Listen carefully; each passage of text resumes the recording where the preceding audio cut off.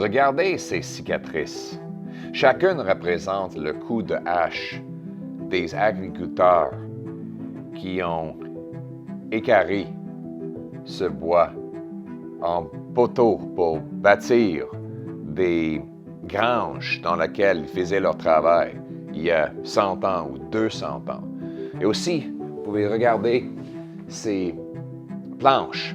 Je les ai achetées, celui-là pour 50 $ et chacune d'ici pour 10 $ pour les mettre sur les murs de mon bureau chez moi à Ottawa.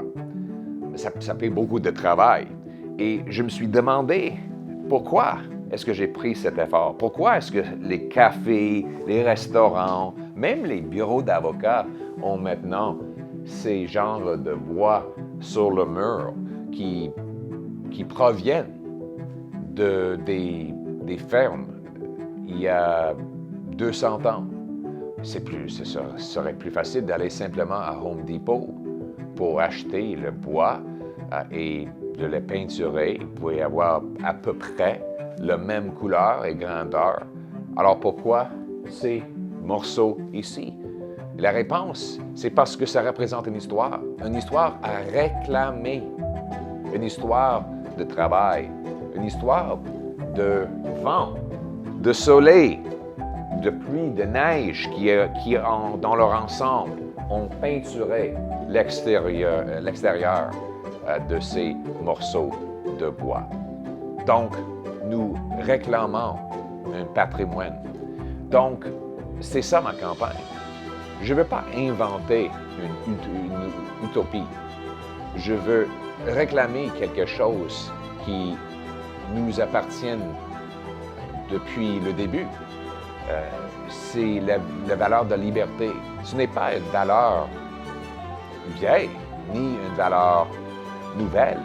C'est une valeur éternelle qui nous appartient tous. Ce n'est pas quelque chose qui est donné comme cadeau par un politicien. C'est quelque chose qui vous appartient. Contrairement à ça, les étatistes comme Trudeau, ils veulent effacer l'histoire pour pouvoir le remplacer avec une utopie dans leur contrôle.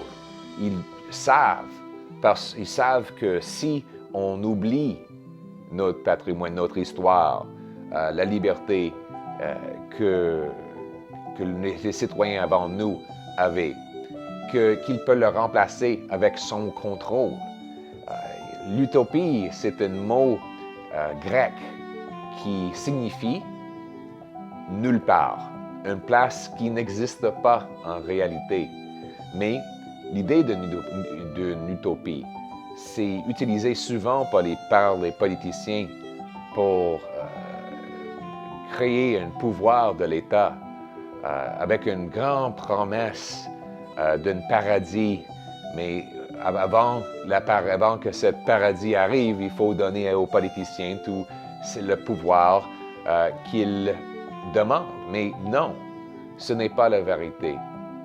Nous devrions réclamer notre patrimoine.